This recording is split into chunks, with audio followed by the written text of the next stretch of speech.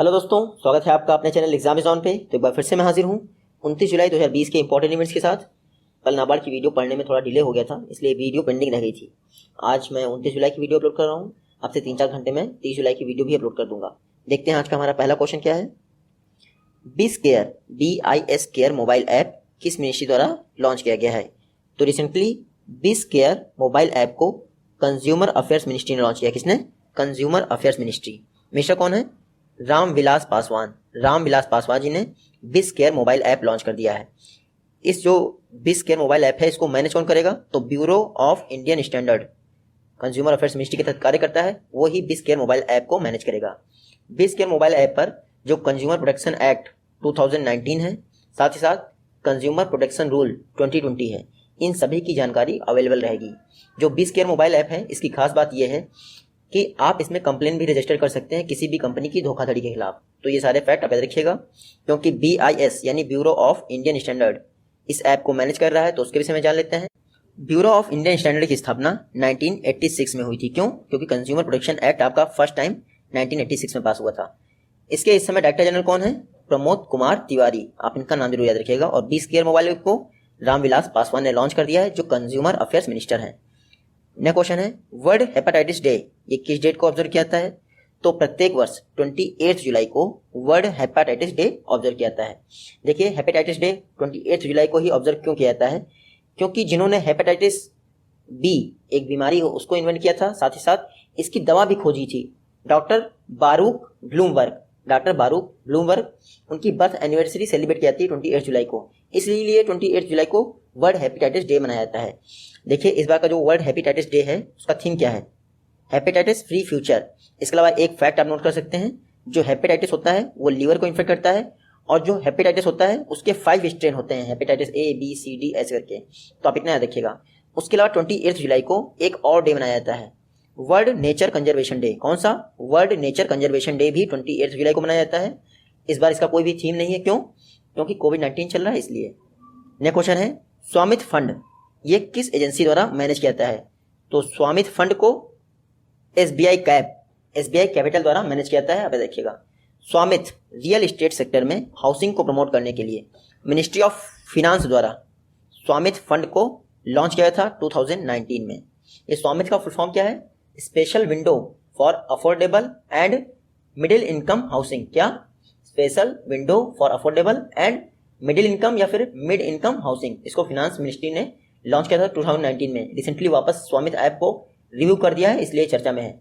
जो स्वामित्व investment fund है, इसको फिनांस मिनिस्ट्री के अंतर्गत जो डिपार्टमेंट ऑफ इकोनॉमिक अफेयर्स है उसके द्वारा स्पॉन्सर किया जाता है, यानी फंड एलोकेशन वही करता है, लेकिन इसका मैनेजमेंट का काम SBI कैपिटल करता है। आप देखिएगा, इस समय जो स्वामित्व फंड है उसके द्वारा टोटल 81 प्रोजेक्ट में 60,000 घरों के लिए यानी हाउसेस के लिए फंडिंग की जा रही है। और कितना फंड अवेलेबल करवाया गया है 81 प्रोजेक्ट के लिए?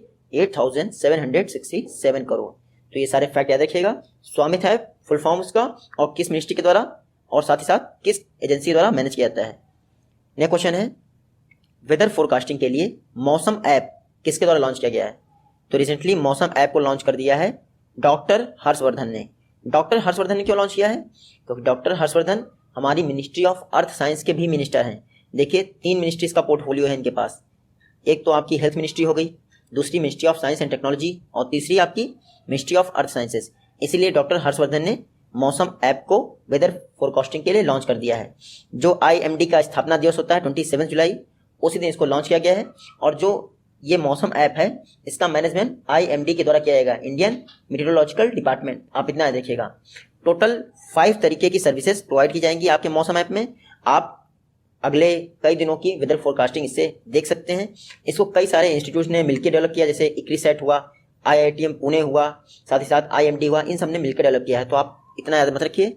बात करते हैं IMD, जिसके द्वारा इसको मैनेज किया जाएगा। इंडियन मेट्रोलॉजिकल डिपार्टमेंट 1875 में स्थापना हुई थी। हेडक्वार्टर है न्यू दिल्ली में, और डायरेक्टर जनरल कौन है? मृत्युंजय मोहपात्रा। और आप देखिएगा, मौसम ऐप को IMD द्वारा मैनेज किया जाएगा। नेक्स्ट क्वेश्चन है, इंडियन नेवल एकेडमी के नए कमांडेंट कौन अपॉइंट हुए हैं? तो रिसेंटली इंडियन नेवल एकेडमी यानी INA, इसके नए कमांडेंट अपॉइंट हुए हैं MA हम्पी होली। ये हैं MA हम्पी होली जी, यही INA यानी इंडियन नेवल एकेडमी के नए कमांडेंट अपॉइंट हुए हैं। इससे पहले कौन थे? तो दिनेश के त्रिपाठी यानी डी के त्रिपाठी अभी तक थे, जिनको इन्होंने रिप्लेस कर दिया है। ये INA, क्या आपको नाम सुना हुआ लग रहा है? जी हाँ, सुना हुआ लग रहा है। क्यों? क्योंकि INA जो इंडियन नेवी का है वो केरल के एझीमाला में है। कहाँ पे? एझीमाला में। और केरल के ही एझीमाला में जो INA है वहीं पर इंडियन नेवी का सबसे बड़ा सोलर प्लांट स्थापित किया गया था। मैंने आपको पढ़ाया था कितने मेगावाट का था? 3 मेगावाट का सोलर प्लांट, इंडियन नेवी का सबसे बड़ा सोलर प्लांट INA एझीमाला यानी केरला में ही स्थापित किया गया था। तो आप देखिएगा, इंडियन नेवी की बात करते हैं तो सितंबर 1612 में स्थापना हुई। हालांकि नेवी डे कब मनाया जाता है? तो 4 दिसंबर, इस दिन नेवी डे मनाया जाता है। इसका मोटो क्या है इंडियन नेवी का? सम नो वरुणा। और वर्तमान में जो 24th नेवी चीफ है उनका नाम क्या है? Admiral Karambir Singh. Next question है, bulk drug and medical devices park, इसके लिए गवर्नमेंट ने कितनी स्कीम लॉन्च की हैं? तो रिसेंटली गवर्नमेंट ने बल्क ड्रग और मेडिकल डिवाइस पार्क स्थापित करने के लिए 4 स्कीमें लॉन्च की हैं। 4 स्कीमों का नाम अभी तक बाहर नहीं आया है, जैसे ही आएगा आपको पता चल जाएगा। जो minister of chemical and fertilizers हैं, कौन है? सदानंद गौड़ा। उन्होंने 4 स्कीमें लॉन्च कर दी हैं ताकि इंडिया में bulk drug and medical devices park स्थापित किया जा सके। ये जो बल्क ड्रग और मेडिकल डिवाइसेस पार्क हैं, यहाँ क्या होगा? बड़े पैमाने पर दवाओं की मैन्युफैक्चरिंग की जाएगी। तो आप याद रखिएगा। देखिए, अभी इनिशियल फेज में टोटल 3 यानी 3 बल्क ड्रग पार्क स्थापित किए जाएंगे। इसमें प्रत्येक के लिए 1000 करोड़ रुपए पे किया जाएगा। और ये जो बल्क ड्रग और मेडिकल डिवाइसेस पार्क के लिए स्कीम लॉन्च की जाएंगी, उनको सेंट्रली स्पॉन्सर्ड स्कीम के तौर पे लॉन्च किया जाएगा, जिसमें फंडिंग का रेशियो रहेगा 70-10 नॉर्मल स्टेट के लिए, और जो स्पेशल स्टेट हैं उनके लिए 90-10 रहेगा। तो आप याद रख सकते हैं। नेक्स्ट क्वेश्चन देखते हैं, रूरल डेवलपमेंट प्रोग्राम के लिए फिनेंशियल मैनेजमेंट इंडेक्स किसके द्वारा लॉन्च किया गया है? तो financial management index for rural development programme launch किया गया है नरेंद्र सिंह तोमर द्वारा। ये हमारे पंचायती राज मिनिस्टर हैं, एग्रीकल्चर मिनिस्टर हैं और रूरल डेवलपमेंट मिनिस्ट्री के मिनिस्टर हैं नरेंद्र सिंह तोमर। इन्होंने ही रूरल डेवलपमेंट प्रोग्राम के अंतर्गत फिनेंशियल मैनेजमेंट इंडेक्स लॉन्च कर दिया है। इससे क्या होगा? ग्राम पंचायतों को जो भी फिनांस दिया जाता है वो कहाँ पे खर्च कर रहे हैं, इससे रिगार्डिंग सारी जानकारी फिनेंशियल मैनेजमेंट इंडेक्स में अवेलेबल रहेगी। 1-2 दिन पहले ही दिल्ली में एक कॉन्फ्रेंस ऑर्गेनाइज हुई। उस कॉन्फ्रेंस का नाम आप नोट कर लीजिए, strengthening of the risk based internal audit. क्या? Strengthening of the risk based internal audit of rural development program. इस पर एक वीडियो कॉन्फ्रेंस ऑर्गेनाइज हुई थी न्यू दिल्ली में। नरेंद्र सिंह तोमर जी ने इनॉग्रेट किया था। उसी दौरान financial management index for rural development programme launch किया गया। नेक्स्ट क्वेश्चन देखते हैं, KRC नेट ये किस मिनिस्ट्री द्वारा लॉन्च किया गया है? तो recently ministry of earth sciences ने अपने स्थापना दिवस वाले दिन KRC नेट ये लॉन्च किया है। KRC नेट का फुल फॉर्म क्या है? तो आप यहाँ देख लीजिए, नॉलेज रिसोर्स सेंटर नेटवर्क, ये है KRC नेट का फुल फॉर्म। KRC नेट होगा क्या एक्चुअली? देखिए, ये TQM बेस्ड एक पोर्टल है जहाँ पे मिनिस्ट्री ऑफ अर्थ साइंसेज की सारी जानकारी अवेलेबल रहेंगी। TQM मतलब टोटल क्वालिटी मैनेजमेंट, यानी कि पृथ्वी विज्ञान मंत्रालय यानी मिनिस्ट्री ऑफ अर्थ साइंसेज से रिलेटेड सारा डाटा KRC नेट प्लेटफॉर्म पे अवेलेबल रहेगा। तो आप ये देखिएगा, जो डॉक्टर हर्षवर्धन है मिनिस्ट्री ऑफ अर्थ साइंसेज के मिनिस्टर, उन्होंने ही इसको लॉन्च किया है। इंडिया ने 10 रेलवे लोकोमोटिव किस कंट्री को डिलीवर किए हैं? रिसेंटली इंडिया ने बांग्लादेश को 10 रेलवे डीजल लोकोमोटिव प्रोवाइड किए हैं। ये जो 10 रेलवे डीजल लोकोमोटिव हैं ये ब्रॉड गेज रेलवे लाइन पे चलने वाले हैं। इंडिया ने नेबरहुड फर्स्ट पॉलिसी के तहत यानी पड़ोसी प्रथम नीति के तहत ये 10 रेलवे डीजल लोकोमोटिव बांग्लादेश को दिए हैं। आप याद रखिएगा। बात करते हैं बांग्लादेश की। ये है मैप में बांग्लादेश। क्यों चर्चा में है? क्योंकि इंडिया 300 वर्ष पुराने काली माता के मंदिर को बांग्लादेश में बना रहा है। कहाँ पे?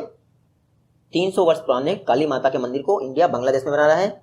18th सेंचुरी यानी 18वीं सदी में श्री दयाराम रॉय नाम के पर्सन थे जिन्होंने काली माता के मंदिर को बनाया था। अब डैमेज हो गया था तो वापस इंडिया इसको बना रहा है। आप देखिएगा। उसके अलावा कोलकाता से बांग्लादेश के लिए इंडिया ने first container train of goods dispatch की थी, जिसमें 50 कंटेनर थे FMCG के। FMCG मतलब फास्ट मूविंग कंज्यूमर गुड्स। तो 50 कंटेनर की एक ट्रेन कोलकाता से बांग्लादेश गई थी पहली बार इंडिया में। तो आप देखिएगा। बांग्लादेश की कैपिटल क्या है? ढाका। करेंसी क्या है? टका। PM कौन है यहाँ की? शेख हसीना। और प्रेसिडेंट कौन है? अब्दुल हामिद। नेक्स्ट क्वेश्चन देखते हैं, कॉटन कमीशन ऑफ इंडिया इन्होंने किस कंट्री में अपना नया वेयर हाउस स्थापित किया है?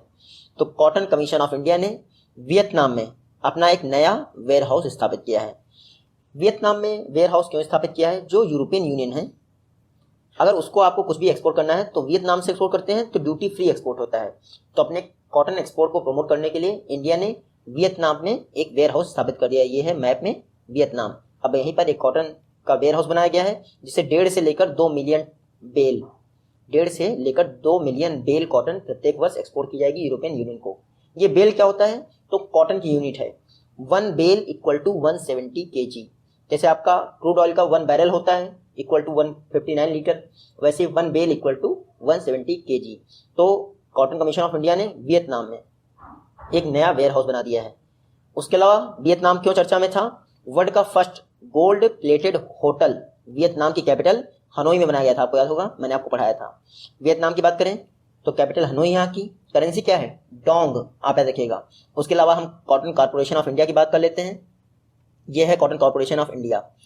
1970 में स्थापना हुई थी। मिनिस्ट्री ऑफ टेक्सटाइल के तहत कार्य करता है। चेयरमैन एंड मैनेजिंग डायरेक्टर आप याद रखिएगा पी अली रानी। नया क्वेश्चन देखते हैं। The world wild life crime report 2020 किसके द्वारा जारी की गई? तो world wild life crime report को जारी किया गया है UNODC यानी United nation office on drug and crime, इसके द्वारा जारी की गई है। इसमें बताया गया है 2018 तक, देखिए 1919 से लेके 2018 तक टोटल 6000 स्पीसीज का इलीगल ट्रैफिक हुआ, यानी इलीगल तौर पर व्यापार हुआ है। इसके अलावा इन्होंने ये बताया है कि जो इलीगल टाइगर पार्ट्स का ट्रैफिक होता है उसमें 82% शेयर सिर्फ इंडिया और थाईलैंड से रहता है। तो इलीगल टाइगर पार्ट्स का जो ट्रैफिकिंग होता है, व्यापार होता है, उसमें 82% पार्ट इंडिया और थाईलैंड से रहता है। इन्होंने ये बता दिया है। उसके अलावा आप याद देखिएगा, अगर ट्रैफिकर्स की बात करें, ये जो ब्लैक मार्केटिंग करते हैं ऑल ओवर कंट्री में ट्रैफिकर्स, तो इसमें सबसे ज़्यादा पार्ट है चाइना का। 29% टोटल ट्रैफिकल जो है चाइना के हैं। आप इतना याद रखिएगा। UNODC United nation office on drug and crime 1997 में स्थापना हुई थी। हेडक्वार्टर इसका वियना जो कि ऑस्ट्रिया की कैपिटल है वहाँ पे है। उसके अलावा इसके हेड कौन है?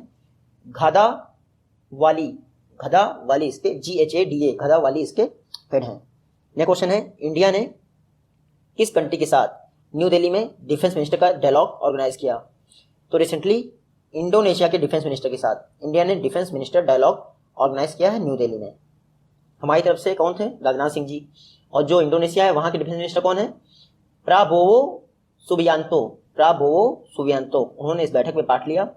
दोनों देशों ने डिफेंस टेक्नोलॉजीज की फील्ड में कोऑपरेशन पर सहमति जताई है। आप इतना देखिएगा। तो डिफेंस मिनिस्टर का डायलॉग न्यू दिल्ली में इंडिया ने इंडोनेशिया के साथ ऑर्गेनाइज किया। इंडोनेशिया की बात करते हैं, ये है मैप में इंडोनेशिया। यहाँ पे जावा सी है, इंडियन ओशन की तरफ एक जावा सी है। वहाँ पे रिसेंटली 14 पैरों वाला आज तक का सबसे बड़ा कॉकरोच पाया गया है इंडोनेशिया में। आप याद रखिएगा। इंडोनेशिया की कैपिटल क्या है? जकार्ता। अभी तो जकार्ता इसकी कैपिटल है, लेकिन कुछ दिन में ये ईस्ट कालीमंतान आप देख रहे हैं, ये हो जाएगी इसकी कैपिटल। तो आप इतना याद रखिएगा। करेंसी क्या है इसकी? करेंसी है रुपियाह इसकी करेंसी है। उसके अलावा प्रेसिडेंट कौन है? Joko Widodo. नेक्स्ट क्वेश्चन है, डेयर टू ड्रीम 2.0 कॉन्टेस्ट किसके द्वारा लॉन्च किया गया है? तो डेयर टू ड्रीम 2.0 कॉन्टेस्ट को लॉन्च किया गया है DRDO द्वारा। डेयर टू ड्रीम पर्पस क्या है? एरोस्पेस सेक्टर में स्टार्टअप और इनोवेशन को प्रमोट करना, इसीलिए dare to dream 2.0 contest launch किया गया है। कुछ दिन पहले ही 27 जुलाई को, जिस दिन आपका CRPF फाउंडेशन डे था, उसी दिन हमारे भारत के former president doctor Abdul Kalam जी की डेथ एनिवर्सरी थी। 27 जुलाई को डेथ एनिवर्सरी थी। अब्दुल कलाम जी हमारे इंडिया के 11th प्रेसिडेंट थे। तो उनकी डेथ एनिवर्सरी पर DRDO ने dare to dream 2.0 contest run किया। जो भी इसको जीतेगा उसको 10 लाख का कैश प्राइज दिया जाएगा। और ये जो डेयर टू ड्रीम कॉन्टेस्ट है, इसको लॉन्च किसने किया? तो इसको लॉन्च किया है हमारे डिफेंस मिनिस्टर राजनाथ सिंह जी ने। आप इतना याद रखिएगा। बात करते हैं DRDO की, तो ये है DRDO। 1958 में स्थापना हुई थी। हेडक्वार्टर इसका न्यू दिल्ली में है। डिफेंस मिनिस्ट्री के तहत कार्य करता है और मोटो क्या है? बलस्य मूलम विज्ञानम। DRDO के चेयरमैन कौन है? तो G सतीश रेड्डी इसके चेयरमैन हैं। नेक्स्ट क्वेश्चन देखते हैं, किस बैंक ने अपने महा सिक्योर मोबाइल ऐप पर सिक्योर नेट बैंकिंग प्रोवाइड करने के लिए यूनिकेन के साथ पार्टनरशिप की है? तो रिसेंटली बैंक ऑफ महाराष्ट्र ने यूनिकेन के साथ पार्टनरशिप की है, ताकि जो इसका महा सिक्योर मोबाइल ऐप है उस पर इसके कस्टमर को सिक्योर मोबाइल बैंकिंग प्रोवाइड किया जा सके। तो जो महा सिक्योर मोबाइल ऐप है ये किसका है? Bank of Maharashtra. तो इसी पर सिक्योर तरीके से नेट बैंकिंग प्रोवाइड करने के लिए यूनिकेन जो कि एक टेक्नोलॉजी फर्म है उसके साथ पार्टनरशिप की है महाराष्ट्र बैंक ने। तो आप इतना रखिएगा। बात करते हैं बैंक ऑफ महाराष्ट्र की, तो ये है बैंक ऑफ महाराष्ट्र। 1935 में बैंक ऑफ महाराष्ट्र की स्थापना हुई थी, हेडक्वार्टर इसका पुणे में है। और एमडी एंड सीईओ कौन है? एएस राजीव इसके एमडी एंड सीईओ हैं। टैगलाइन आप देख लीजिए, एक परिवार एक बैंक। नेक्स्ट क्वेश्चन क्या है? Quest for restoring financial stability in India. Quest मतलब देखिए रिबेलियन का एक सिनोनिम है, तो आप हिंदी इसकी कन्वर्ट कर सकते हैं। Quest for restoring financial stability in India, ये बुक किसके द्वारा लिखी गई? तो ये बुक लिखी गई है विरल आचार्य जी द्वारा। विरल आचार्य कौन है? आरबीआई में डेप्यूटी गवर्नर रह चुके थे और यही नरेंद्र मोदी गवर्नमेंट में इन्होंने उर्जित पटेल के जाने के बाद फिर रिजाइन कर दिया था। तो इन्होंने quest for restoring financial stability in India book लिखी है। बुक को ये सेज पब्लिकेशंस है उसके द्वारा पब्लिश किया जाएगा, आप ध्यान रखिएगा। देखते हैं नेक्स्ट क्वेश्चन। उससे पहले बता दूं आरबीआई की बात करते हैं, क्योंकि आरबीआई के डिप्टी गवर्नर थे विरल आचार्य जी। 1 अप्रैल 1935 को आरबीआई की स्थापना हुई थी हिल्टन यंग कमीशन की सिफारिश पे। हेडक्वार्टर इसका कहाँ है? मुंबई में हेडक्वार्टर है। और 25th आरबीआई गवर्नर कौन है इस समय? शक्तिकांत दास। नेक्स्ट क्वेश्चन देखते हैं। वर्ल्ड का लार्जेस्ट सोलर पावर प्लांट किस कंट्री में बनने जा रहा है? तो वर्ल्ड का लार्जेस्ट सोलर पावर प्लांट बनने जा रहा है यूएई कैपिटल अबू धाबी में बनने जा रहा है वर्ल्ड का लार्जेस्ट सोलर पावर प्लांट। इसकी क्षमता कितनी होगी? तो इसकी कैपेसिटी होगी 2 गीगावाट। इतना बड़ा सोलर पावर प्लांट अभी तक कहीं नहीं बना है वर्ल्ड में। कुछ दिन पहले आपको याद होगा एमपी में एशिया का लार्जेस्ट सोलर पावर प्लांट बना था, 700 मेगावाट उसकी कैपेसिटी थी। तो इससे लगभग 2.5 गुना कैपेसिटी है जो यूएई में बनने जा रहा है। यूएई की बात करें उससे पहले आप याद रखिएगा ये जो सोलर पावर प्लांट है इसका नाम आप नोट कर लीजिएगा, अल दाफरा सोलर पीवी प्लांट। अल दाफरा सोलर पीवी प्लांट वही नाम होगा इस सोलर पावर प्लांट का। 2 गीगावाट कैपेसिटी है, अबू धाबी यूएई की कैपिटल में बनने जा रहा है। यूएई आप मैप में देख लीजिए, कुछ दिन पहले ही अरब वर्ल्ड का फर्स्ट मंगल मिशन यूएई ने लॉन्च किया। नाम क्या था? होप मंगल मिशन यूएई द्वारा लॉन्च किया गया है, लेकिन जापान ने उसको लॉन्च किया है। उसके अलावा इंडिया ने ओपन स्काई एग्रीमेंट किस कंट्री के साथ साइन किया है? यूएई के साथ। तो आप देखिएगा यूएई की कैपिटल क्या है? अभी बताया, अबू धाबी। करेंसी इसकी दिरहम है और प्रेसिडेंट आप देखिएगा शेख खलीफा बिन जायद अल नहयान, ये इसके प्रेसिडेंट हैं। नेक्स्ट क्वेश्चन है the Indian way strategies from an uncertain world, ये बुक किसके द्वारा लिखी गई है? तो the Indian way strategies from an uncertain world, ये बुक लिखी गई है एस जयशंकर द्वारा। ये हमारे फॉरेन मिनिस्टर हैं, इन्होंने रिसेंटली ये बुक लिख दी है और अपना जो 2 साल का एक्सपीरियंस था as a cabinet minister foreign minister रहते हुए उसके विषय में साथ साथ इंडिया की फॉरेन पॉलिसी के विषय में दी इंडियन वे में बताया है। तो आप देखिएगा दी इंडिया वे है इस बुक का नाम, मैंने इंडियन वहां पे लिख दिया है। तो the India way strategies for an uncertain world, ये है बुक एस जयशंकर जी ने लिख दिया है। नेक्स्ट क्वेश्चन देखते हैं किस स्टेट गवर्नमेंट ने फॉरेस्ट प्रोडक्ट क्लस्टर स्थापित करने की घोषणा की है? तो रिसेंटली ओडिशा ने अनाउंसमेंट किया है कि वो फॉरेस्ट प्रोडक्ट क्लस्टर स्थापित किया जाएगा। पर्पस क्या है? जो माइनर फॉरेस्ट प्रोड्यूस होते हैं उनकी मार्केटिंग को बूस्ट करने के लिए और जो फॉरेस्ट पे लोग डिपेंड हैं उनकी इकोनॉमिक कंडीशन को बेहतर करने के लिए फॉरेस्ट प्रोडक्ट क्लस्टर स्थापित किए जाएंगे ओडिशा में। तो आप याद रखिएगा। ओडिशा को देखते हैं, ये है मैप में ओडिशा। क्यों चर्चा में है? क्योंकि कुछ दिन पहले ही ओडिशा में पहली बार एक पीला कछुआ पाया गया था। बालासोर डिस्ट्रिक्ट है ओडिशा की, वहीं पर येलो टर्टल पाया गया था। यहाँ पे देखिएगा। ओडिशा के सीएम कौन है? नवीन पटनायक। गवर्नर कौन है? गणेशी लाल। और एशिया की लार्जेस्ट सॉल्ट वाटर लेक जिसका नाम है चिल्का लेक, वो भी ओडिशा में है। उसके अलावा भितरकनिका नेशनल पार्क, ये भी ओडिशा में है। तो आप देखिएगा। ये है प्रीवियस वीडियो के क्वेश्चन और ये है आज की वीडियो से क्वेश्चन। आई होप कि आप इनका जवाब दे पाएंगे। मिलते हैं आपसे अपनी नेक्स्ट वीडियो में, तब तक के लिए टेक केयर, गुड बाय।